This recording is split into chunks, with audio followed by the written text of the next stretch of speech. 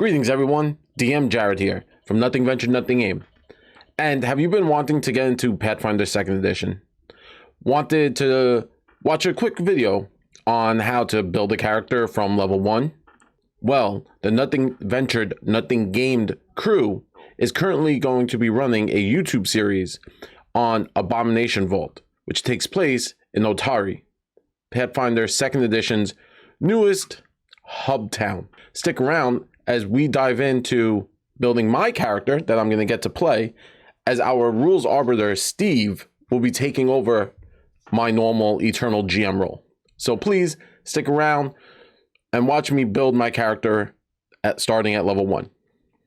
Thanks for sticking around. And now I've disappeared, so you don't have to watch me talk anymore. So on to character creation. Now on screen, what we have is on the left hand side, the generic Pathfinder character sheet. I have a fillable one off that I have, so I'm going to fill it while we go through this. Now I'm going to try and take it step by step, and I know the character sheet looks like a lot, especially if you're coming from other systems, and it's always kind of a learning process. So, and on the right hand side, I have the 2nd edition core rulebook, where you got the dope red dragon coming through, spewing fire. You got the rogue, the cleric, and the dual wield ranger. And you know, you have your iconics on there.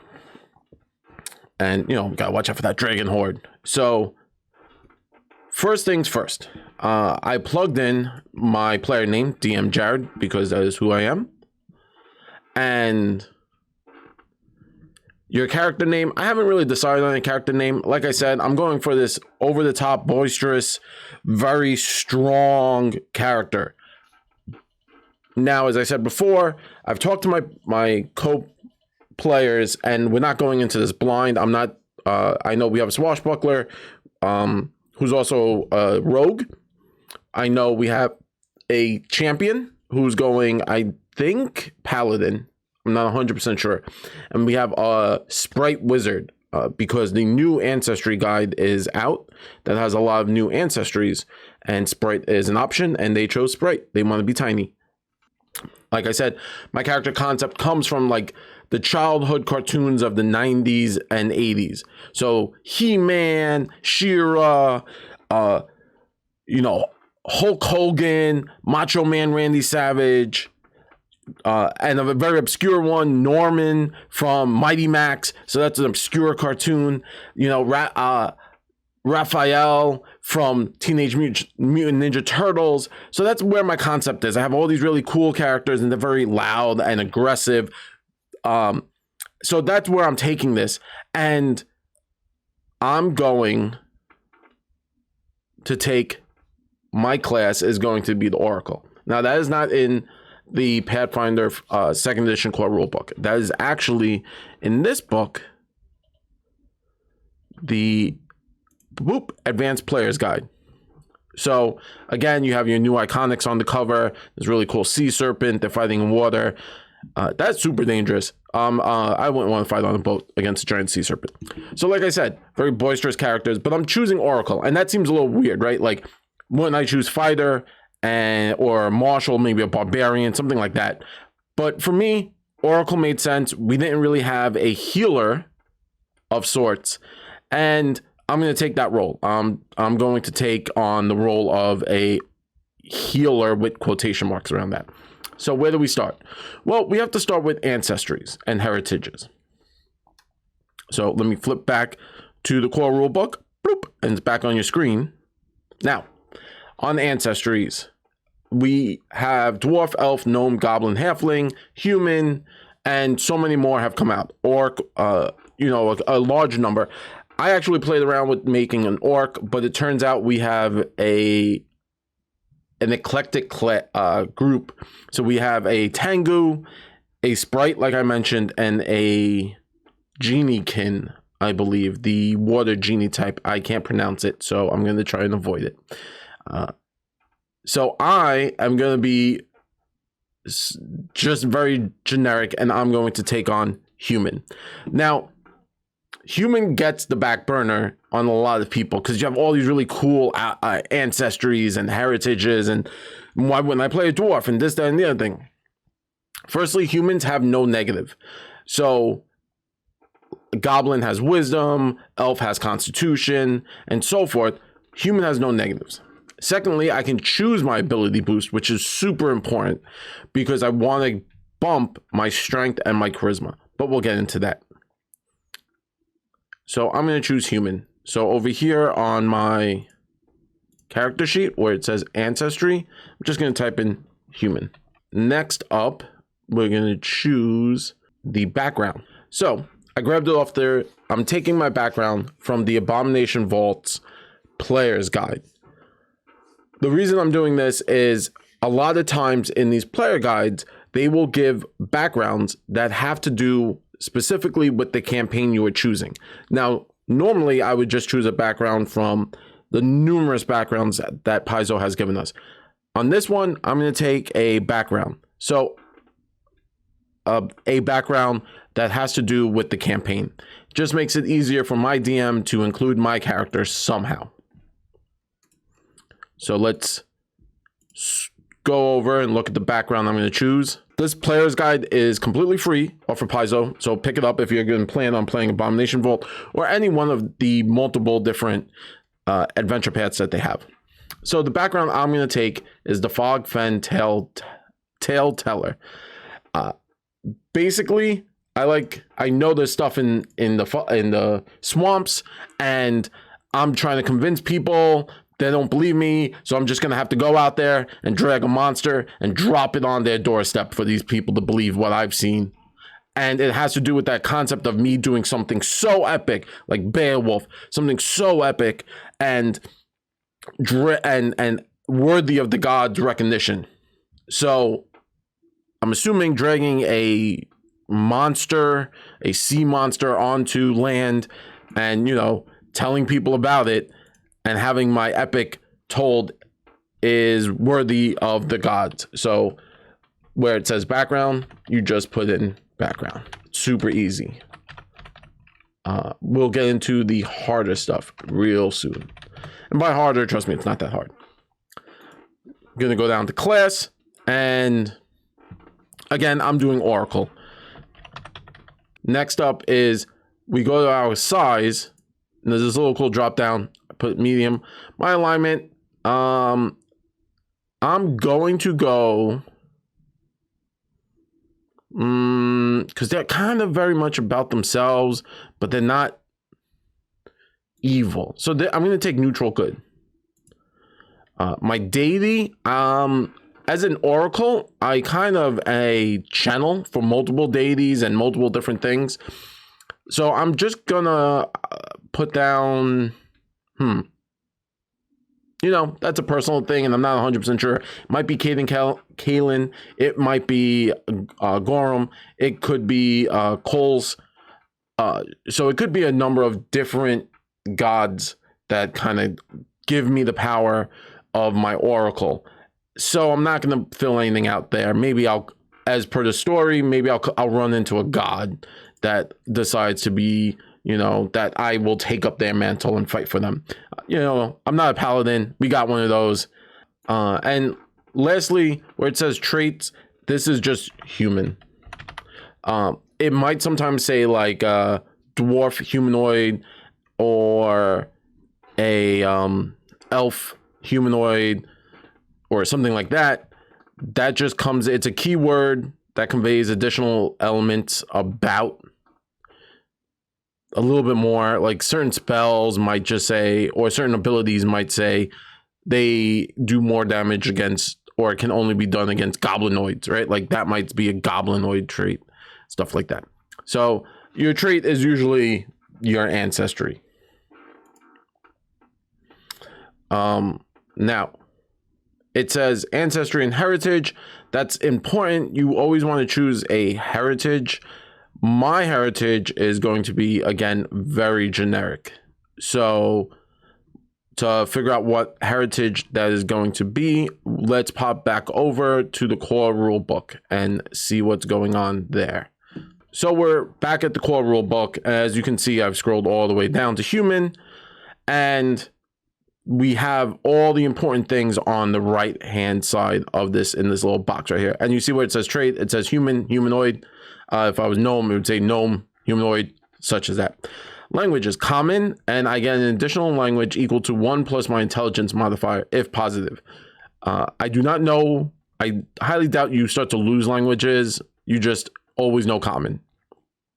So my base speed is 25. So over here on the character sheet, we go to speed and we type 25. Now that can change depending on your race. Certain abilities you can take, monks, barbarians, stuff like that, can give you special boost to your speed. Elf, nimble elf starts at a higher base speed than everyone else. Certain ancestries have different speeds. Now we're going to come down to heritage. So we have half elf, half orc, skilled, versatile. Again, I'm just using the core rule book. If you have one of the other ones, you might have tiefling, Aasimar, and so forth. I'm going to take the versatile heritage. The reason why I'm taking the versatile heritage is it allows me to get a additional general feat of my choice. So that is super awesome and super useful. A general feat at level 1, it adds flair to your character.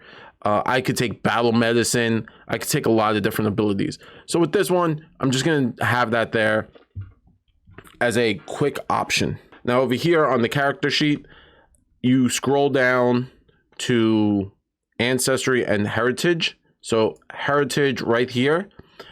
This is the second page of the character sheet, and I'm just going to type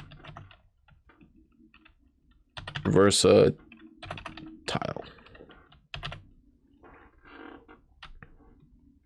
which grants me a feat, a general feat, not a skill feat, and that's important to know. Now I've chosen human, and what else does human get me to start filling out this sheet a little bit faster? So human at level 1, I could choose any one of these first level ancestry feats.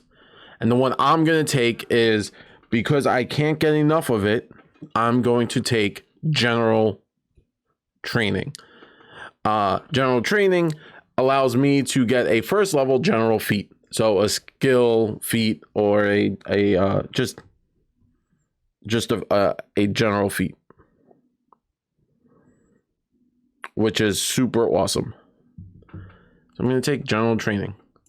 So now, as you can see, as a human, while I don't have a lot of bells and whistles being generic human, I now have 2 first level feats, which is very rare for a lot of classes to start like that. I'm trained in athletics. Now, this is very simple. It just tells me my proficiency abilities with it. It's a number that you don't have to calculate anything for. When you are trained in something, you get your proficiency bonus equals your level plus 2 for trained. So it's going to be strength plus my proficiency bonus, which trained is 2, plus my level, which is 1. So it's 3. So I don't have a strength score yet, but we'll get into that. And that's how you work these proficiency skills.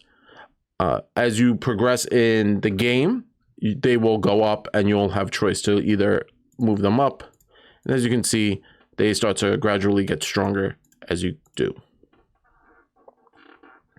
So I'm trained at athletics. So awesome. 2 things already done because of taking a background and my heritage. Let's get into why you're here. The nitty gritty, the ability scores. How do we generate them? How do they work? How do you figure out everything going on there? Well, firstly, you have to know your ancestry. My ancestry is human, which, again, I can't stress this enough. I like being a human. I feel like they cheat. So, as a human, I have 2 free ability boosts. Now, conversely, if I was playing, so I'm just going to scroll up to the halfling. Halfling will tell me my ability boost to start with. Halflings get Dex, Wisdom, and then a free, but they also take a negative to Strength. when making your character, you need to understand all these ability scores start at base 10. So let's fill that out real quick. 10. 10. 10. And as I fill them out, you're going to start seeing numbers appear on this auto-generated character sheet, fillable character sheet. Now, so everything starts at 10. Now I get 2 free ability boosts. What does that mean? An ability boost gives you a +2 into any score that you put it into. So for myself, I'm going to put it into strength and charisma, because Oracle runs off of charisma for their spells. I need strength to, drag a monster with my Titan wrestler feet.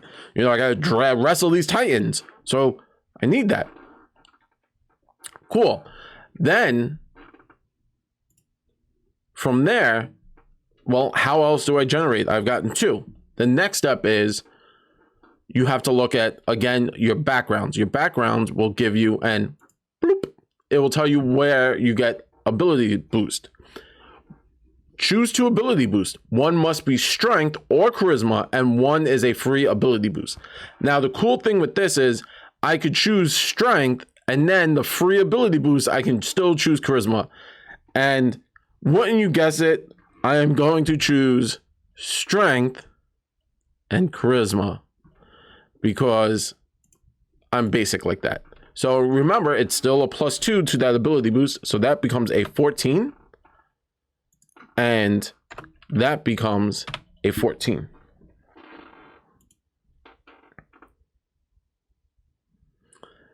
And finally, as you progress in character building, and we'll pop back over here to the core rule book.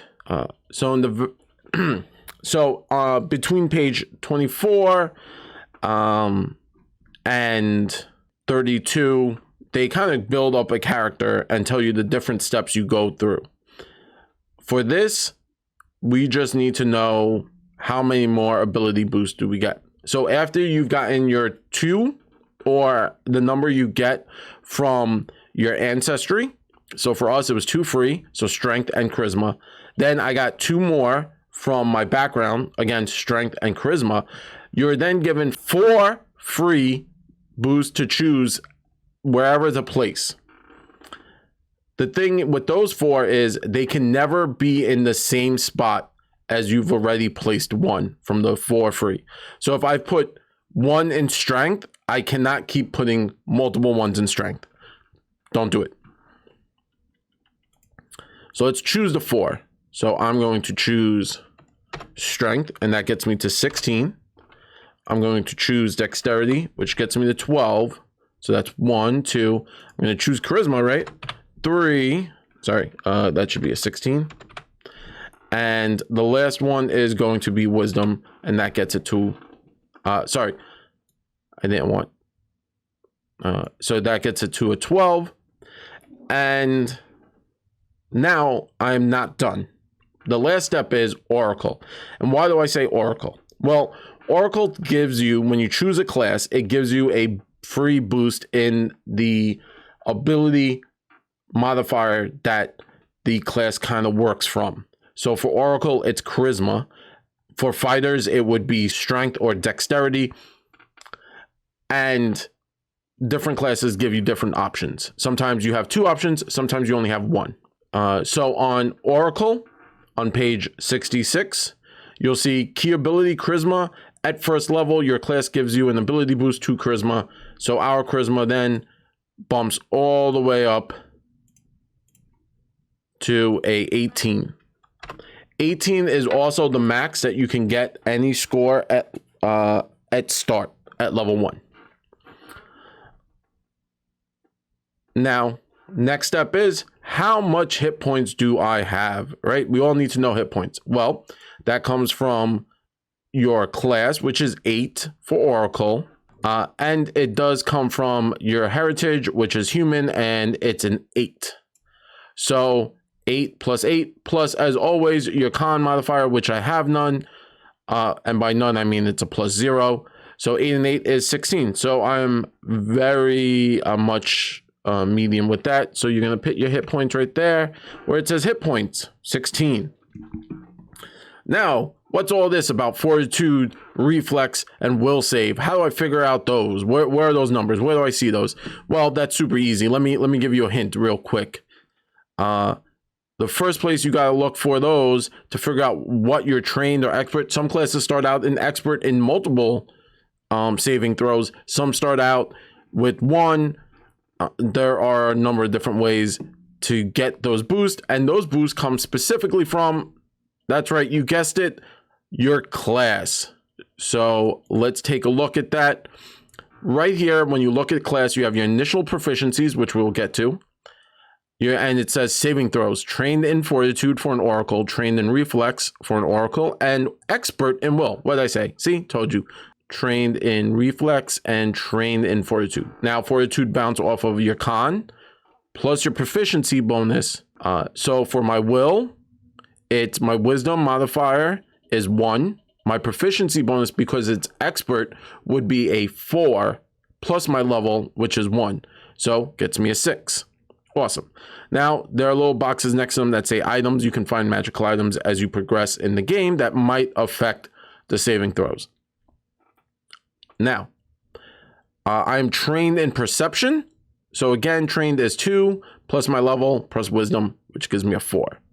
Underneath it says senses, which you might have blind sense, tremor sense, a number of different options, dark vision and such. We're almost done. I promise. We're in the end stretch right now. You stay with me. Stay with me. So defenses, trained in light armor, trained in unarmored defense. So again, trained in unarmor, click it, trained in light armor. Now, when I choose armor, again, where it says proficiency bonus, it would be, if I'm wearing light, it would be 2. If I'm wearing unarmored, it's my proficiency would be trained 2 plus my level plus my dexterity modifier, which would get me, I'm currently wearing no armor, so I have a 14. So close, so close. Oh, you're so close. You're almost there. I promise you're almost there. Stay with me. Now, what's this? Class DC. How does this work? What is your class DC? This is your key ability modifier. And it's, this is if you're a fighter, if you're a martial, right? Not just a fighter, so a paladin, a champion, a rogue, something like that, or a spellcaster, the class DC is your modifier or the key ability, which for ours was charisma plus a level of it. So for us, looking at it, our class DC is going to be, and again, we are trained in that. So we will come over here. And remember, it's your key ability modifier. So when you're looking at the class, that's how you figure out class DC. So it's the key ability modifier. So for us, it's going to be my charisma. And because I'm trained right here, see, I'm trained in spell, attack, and divine rolls. That's also, I should be trained in my class DC. So I come over here and bada bing, bada boom, I hit trained. It's for us, it's going to be 4 right here. And that's it. And I have a 17. Now, that's important. Why is that important? Well, that also tells me, as we scroll down on my character sheet all the way down here, oh no, my key ability is 4. I'm trained. My spell attack, my key ability again, charisma, and I'm trained. We all saw that right here. Spells. Done. Now, what spells do I use? For this class, I'm using Divine, so I click the little button. Now, so over here in my class, again with the spells, am I prepared? Am I spontaneous? I'm a spontaneous type of guy, so is my character, and as such, boop, we are spontaneous. So we just click that button. Now, as you go down in the class, you'll start to see more options. So let's scroll back up. So how many skills do I get? That's important, right? You want to know how many skills you get because you're playing a game. You're going to have to figure out, do I have athletics? Do I have, acrobatics? What can I do with all those? Figuring out the skills. Again, it tells you right here, I'm trained. The class gives me trained in religion. So let me, again, hit that button right here. Where's religion? Right there. Boom. Clicked. Done. Trained in religion. Awesome. Now, I also am trained in one or more skills determined by my mystery. That's important. Now, Oracle's a kind of a heavy class. You get these mysteries. My mystery is, and I was kind of keeping this hidden. I know you would never have guessed this mystery in a million years. It's okay. I know it's going to be outside the norm. You're never going to guess it. That mystery that I have chosen for my class is, again, I know you're going to be like, what? That doesn't make any sense. It's the battle mystery, of course. Now, you're going to see right here, I'm trained in athletics. What? But I can't be doubly trained. Does that make it expert? It sadly does not. That would be pretty cool. What that does allow me to do is I get to choose any other skill. So for this character, I'm going to simply choose medicine. Why? Because we need a healer, and I'm taking the role of that. So I'm going to take that. So up here where it says Oracle, I'm just going to write battle. So now my DM knows what we're doing. We're battling. I'm a battler because of my mystery. So I got a free one. I took medicine. Now I'm also trained in one or more, trained in a number of skills equal to 3 plus my intelligence modifier. Sadly, not the brightest bulb. So I get 3 more. So I'm going to take diplomacy because I have a high charisma. I'm going to take intimidation because I got a high charisma and I want to intimidate. And then, so 1, 2, and the last one I'm going to take is not stealth. I wish. Survival. Remember, I'm granted an additional language equal to my intelligence, my 1 plus my intelligence modifier. So I start with common. And because I'm a human, I'm really dope and I get an additional 1 language. If I had a higher intelligence, like a wizard or a witch that run off for intelligence, I'd probably get more languages. But sadly, I only get common. Now, here's the cool thing. Remember I said, check out the player's guide, because when you go to the Abomination Vault player guide, as I just switched over to it, you'll notice as you scroll down, sorry, not as you scroll down, as you go on page 3, right above the background, it says, although common will likely suffice for most heroes, other languages might prove useful to know. Aklo, Elven, Undercommon. So that tells me I should probably know one of those languages. I'm going to choose Elven. Dope, Elven. So all my languages done. My skills are done. I have my hit points. If I'm currently not wearing armor, I have my spiked gauntlet. So I'm trained in I'm trained in simple and other. So I'm trained in other also. I'm trained in brawling. Yeah. So that's done. What general feats am I going to take from versatile and general? Again, this is just how you figure it out. You just search through. I already have those feats kind of filled up. So I know the 2 feats I'm going to take. I'm going to take Intimidating Glare. So you can either put them like next to the versatile, like this is the feat I took, or you can put them in the bonus feat section. Depends on how you want to play, because you can wind up getting more feats. If I went rogue human, rogues also get an additional feat. So there's an opportunity there to like start really building up a lot of feats. So we're just gonna go Intimidating Glare, and from the newer stuff, Bonmat, which runs off both of these, Intimidate and Diplomacy. Strength plus base 5 gives me my bulk of 8. Strength plus 10 gives me 13 to my maximum. And as you add items, you'll start to increase bolt. We're not really worried about that. This stuff you could fill in, personality and so forth. That's really on you. And then you get your mystery benefits and such. Because of my mystery benefits, remember when we were talking about the armor?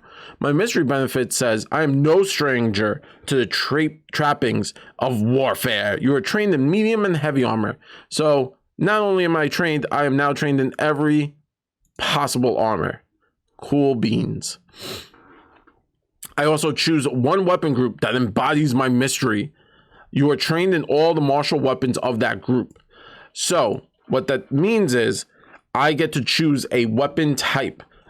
So clubs, swords, axes, stuff like that.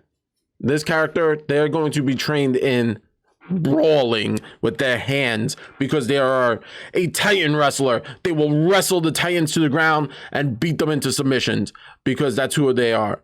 So where do you put all that? You know, that's a lot of extra stuff, and a lot of these classes have those features. So you're going to put your first feature. You're going to have to, you know, add those in.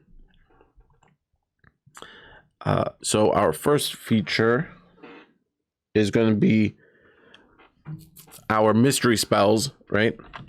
Because I'm a spellcaster.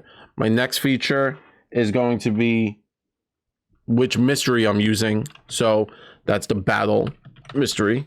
You know, I am granted the shield cantrip. My revelation spells, now those are pretty cool. Oracles get focus points. And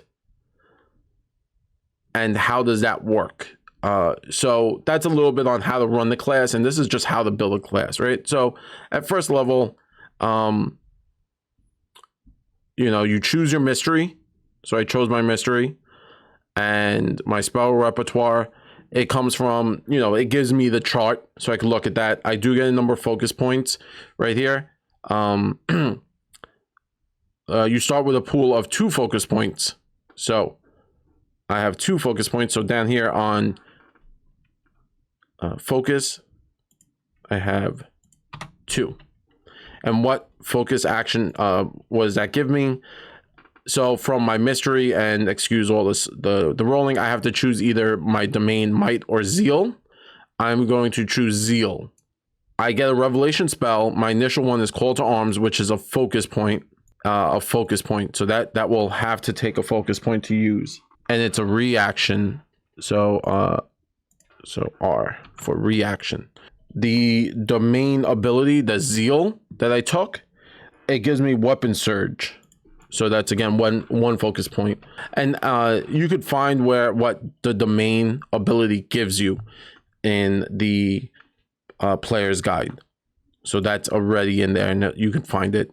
And it's actually one another focus point to use that. So that's all done there.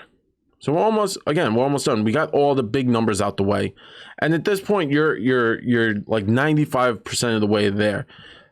My weapon, I'm just gonna choose Spiked Gauntlet because they are awesome. Remember, I chose a ability that lets me get trained in this, so I'm trained. My strength is +3. Yeah, I wish +34, right? And it's a D4 +3.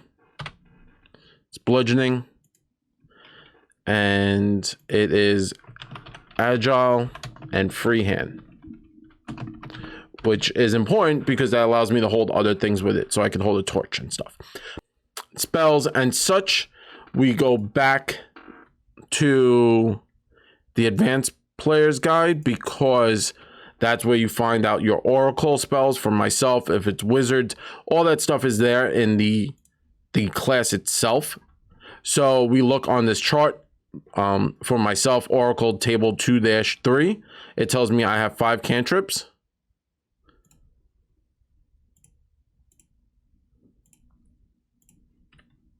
So I'm able to add 5 cantrips. I do not have innate spells. Those come from certain ancestries get innate spells.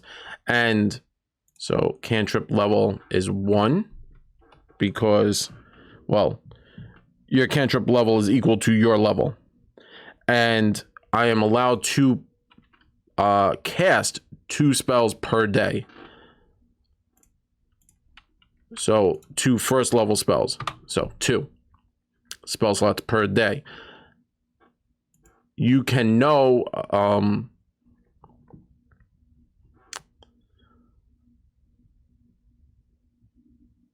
sorry, 1 second.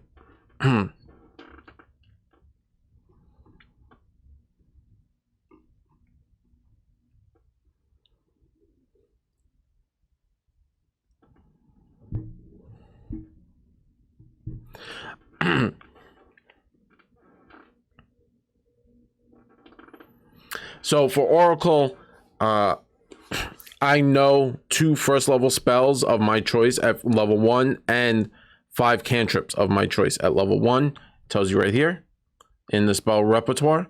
But also don't forget, due to my mystery, so we're going to scroll down to mysteries, I'm also given the free shield cantrip to add to my cantrip option. So it's a bonus spell that I have hanging around. I could put that in my innate spell or something like that. And yeah, guess what, everyone? If I were to take some armor, so let me say, let's figure out what kind of armor he's gonna wear. This is an interesting character.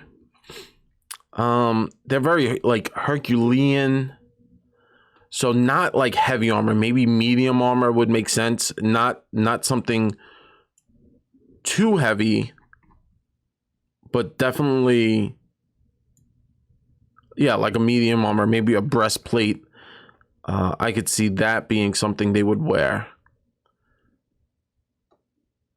So yeah, so let's figure out, we're going to switch over to the core rulebook to look at the gear right here. And let's figure out what armor they're going to wear. Take us a few seconds. And you know what? They're going to wear medium chainmail. It's 6 gold pieces. Everyone starts with 150 silver pieces at level 1 as per the starting gold from the core rulebook. And what my GM told me, if your GM wants to be fancy and say everyone has, 30 gold, I could get full, well, I can't get full plate. You have to be level 2 for full plate, but I could get half plate. So I'm going to choose chainmail. So what does chainmail give me? Chainmail gives me a +4 to my bonus right here. So +4.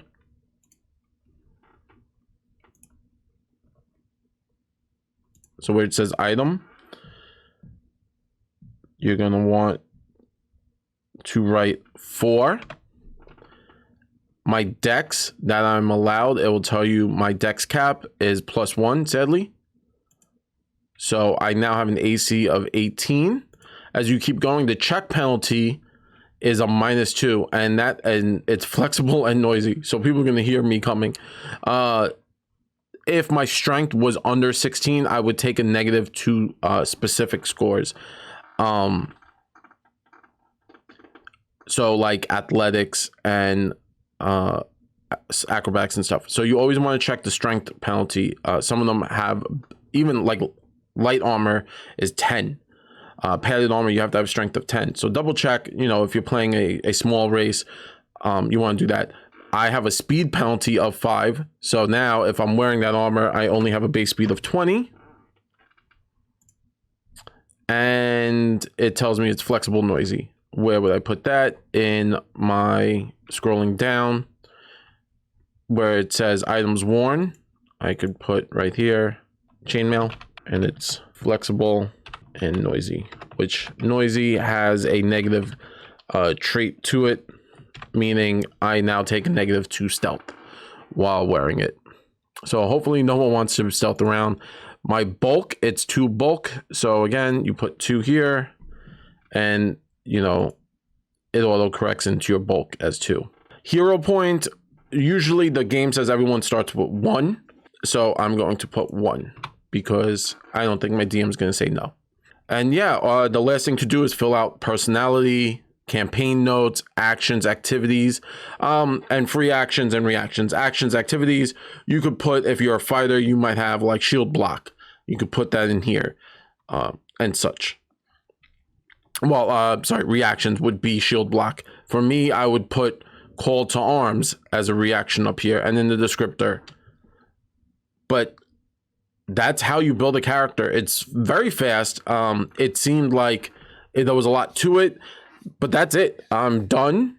Very simple, very fast. Remember, when building your ability scores, it's check your ancestry. Those tell you what scores you can use. Then check your background, and then check your class. Those will give you, so ancestry will tell you the starting ability scores that you get bonuses to, and which you might take a negative to. Your background will tell you which 2 abilities you can choose from, and then you get a free. And your class will tell you which key ability gets a free bump. For me, it's charisma as an oracle. And then finally, you're given 4 free +2s to place anywhere. Those +2s can never be on the same score or the same ability. So I can't ever put a +2 on strength and then an additional free +2 in that free category. So I can't take a free +2 and then add another free +2 to get a +4. I'm not allowed to do that. I can put a +2 free strength and a +2 free index, but can't double up. Again, with skills, the number of skills you can use is dictated by your class, and your background will always give you a skill. If you already have that skill, maybe due to your background and your class gives it to you, you cannot move it from trained to expert. It just goes to a free skill. Besides that, it's just following the steps. So remember, trained is always +2, expert is +4, master is +6, and legendary is +8. Plus your modifier that they'll tell you, plus your level. Always add your level, because sometimes you might not bump those. They might not go up, but your proficiency will increase with level. Languages come from your ancestry, so check that out, and they also base off of your intelligence. Perception, again, is from it's built on wisdom, and also the proficiency is based on your class. Your saving throws, again, come from your class, and they use the train, expert, master, legendary ability. And besides that, you have everything in your toolbox to grow. It's a very simple system. I know it seems like a lot when you look at the page, but it's not. Do not be afraid, and go out there and enjoy. Never forget, nothing ventured, nothing gained. We love rolling dice, giving advice, a little bit of that New York spice. Like and subscribe if you can. It really helps us out. Have a good day. Bye.